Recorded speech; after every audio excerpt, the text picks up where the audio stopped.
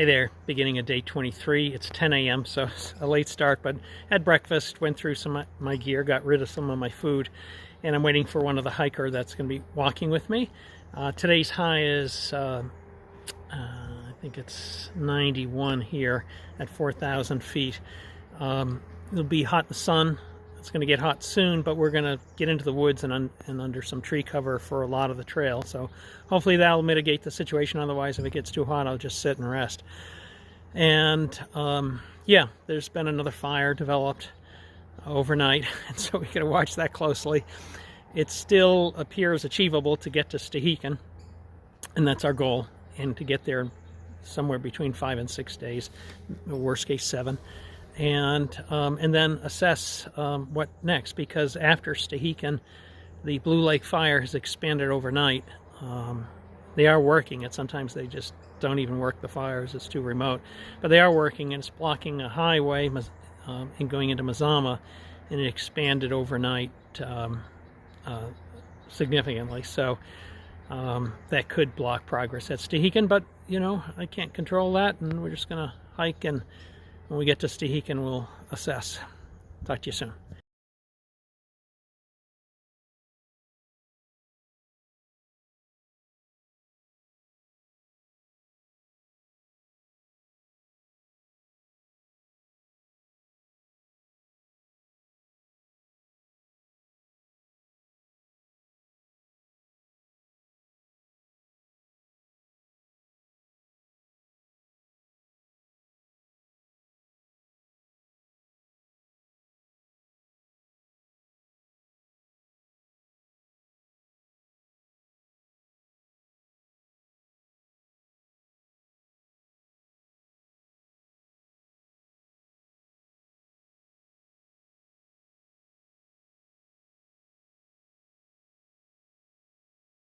Ace.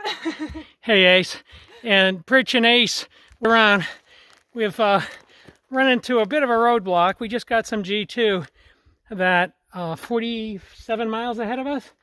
There was near Glacier Peak at Fire Pass. There's a fire at Fire Pass, and the trail is closed.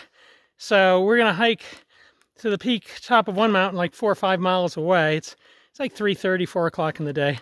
And we're both sweating bullets. It's hot, hot, hot here. Lots of bugs too. And have to kind of assess, try and find, we don't have internet access, so we have to try and assess, you know, the fire risk and whether we just hike up to the edge of the fire and then run for our lives or just cut it and head back to Stevens Pass. But it's a difficult situation, and we got some thinking to do at camp tonight, maybe. Okay, that's the update.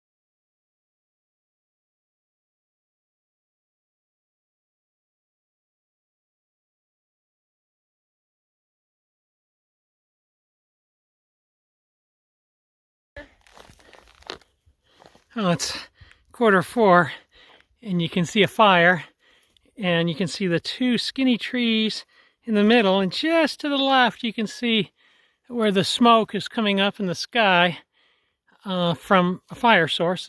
From my perspective, I can see the plume of smoke actually moving a bit, and then the wind direction is generally easterly, and that's where it's going. Now, we don't know if this is the one that's shutting the trail, or this could be the Chocolate Creek fire or another fire that we noted last night that wasn't a risk. But again, we've been told that there is a closure 40 odd miles ahead of us. And Ace, that looks like 40 miles ahead of us. Yeah, it's hard to tell. I'm going to pull up my other map. Yeah, that is one of the fires. We don't know which fire it is.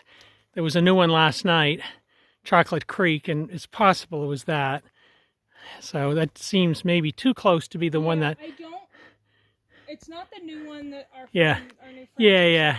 Glacier Peak's up there and the fire. So it's probably Chocolate Creek, or chocolate something. So now in the middle of the screen, that's Glacier Peak. I've been informed by Ace.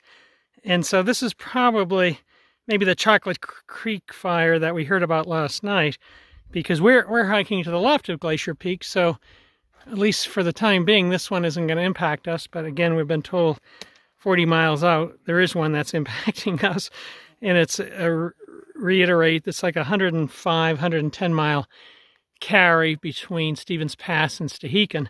So if we get 50 odd miles in, we'd have just enough food to turn around and go all the way back to Stevens Pass, but no extra, if it is indeed close. And it's the sort of thing, if we got near the edge of the fire, it's not like we could camp out for 2 days waiting to see if they resolved it and then move on, because we could run out of food. So decisions. But it is quite beautiful despite the endless destruction that seems to be happening out west here. Good morning. It's morning of day 23, and I'm sitting at a lake. After last night, we retreated a few miles to this lake for better fire protection and to assess the way forward.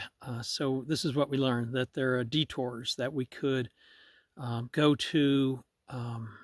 like 70 miles north and take a detour to this mini town that's on Lake Chelan, and then take a ferry. So all of that is good.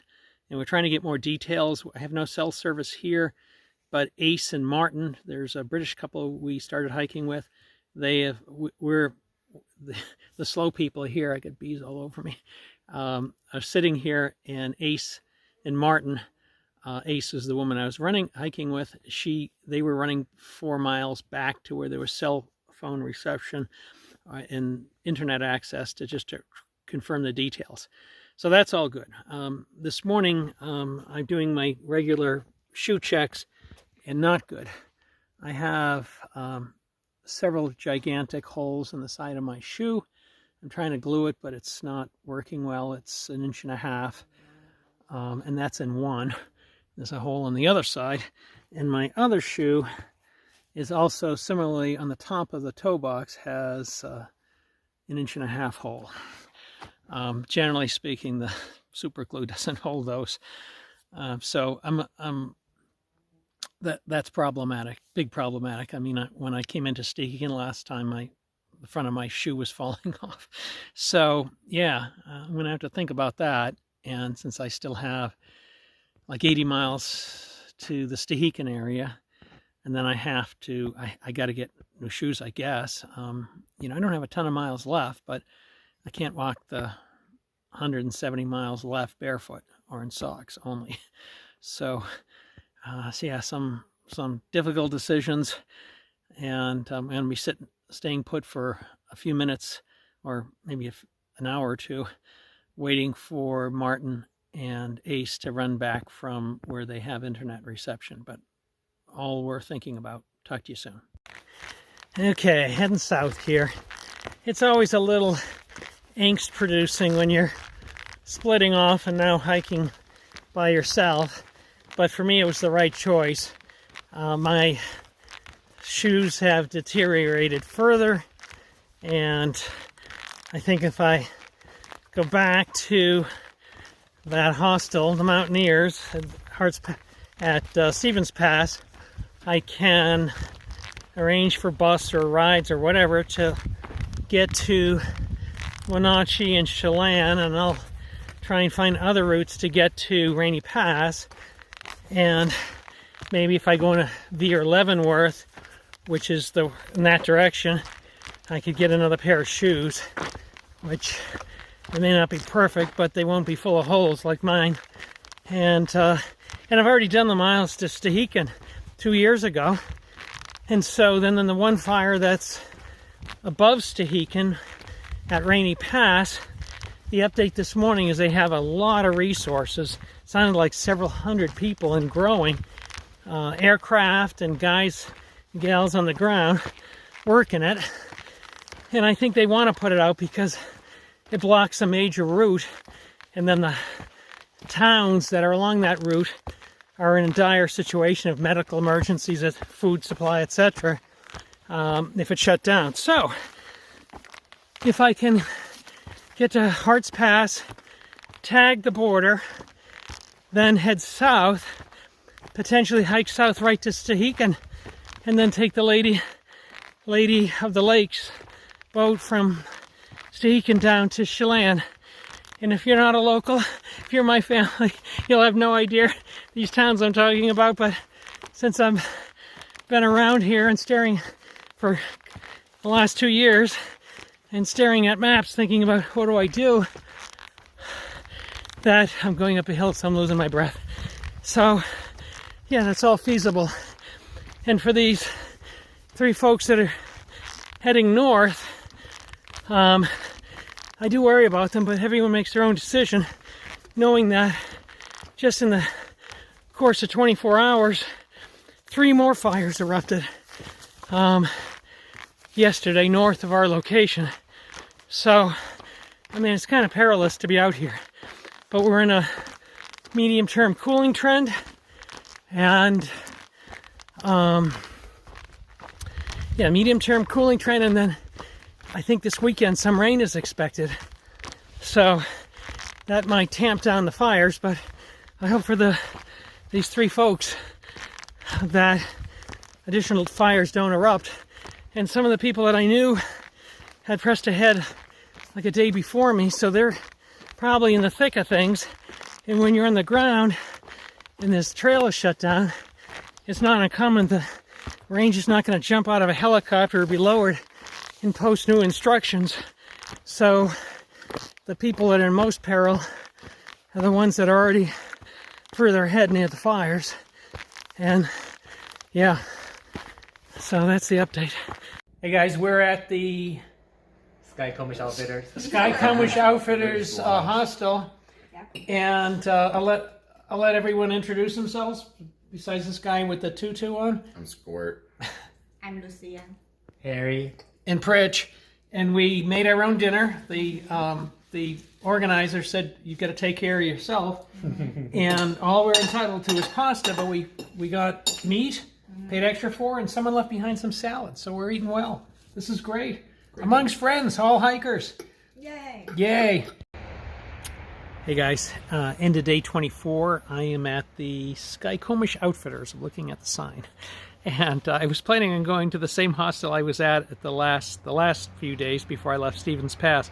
But as I'm coming down the trail, someone says, "Hey, do you know where Sky Comish Outfitters is?" And I'm like, "No, go to Mountaineers. That's where I'm going." He goes, "Do they offer a ride to Mazama?" And I was like, "No." He goes, "This place does." And I was like, "I'm in." So we went down a side trail and went to Sky Comish Outfitters.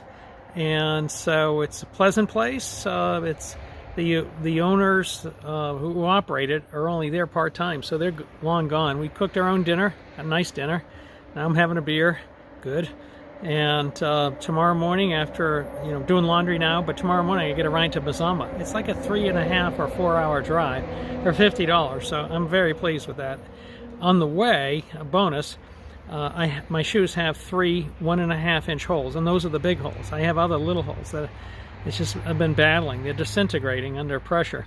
So there is an outfitter in the town of Leavenworth, and we drive through Leavenworth, so I'm going to stop and get any damn pair of shoes I can find that fit.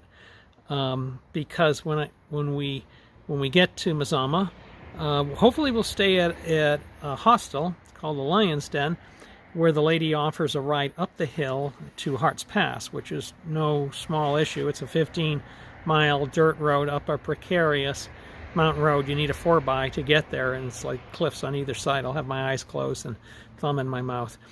And so that's my hope. So here it is, Thursday night. Friday we're going to be in transport to Mazama and hopefully get new shoes, stay in the Lion's Den, that's the name of the hostel in Mazama, and then Saturday morning get transported to the top of Harts Pass, where it's 30 miles to the terminus, and then 30 miles back.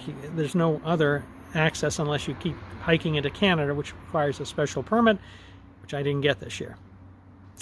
when I get back to Hart's Pass, if the fire at Rainy Pass, which is another pass halfway between Hart's Pass and Stehekin, if the fire is out, I'll probably proceed south to Stehekin.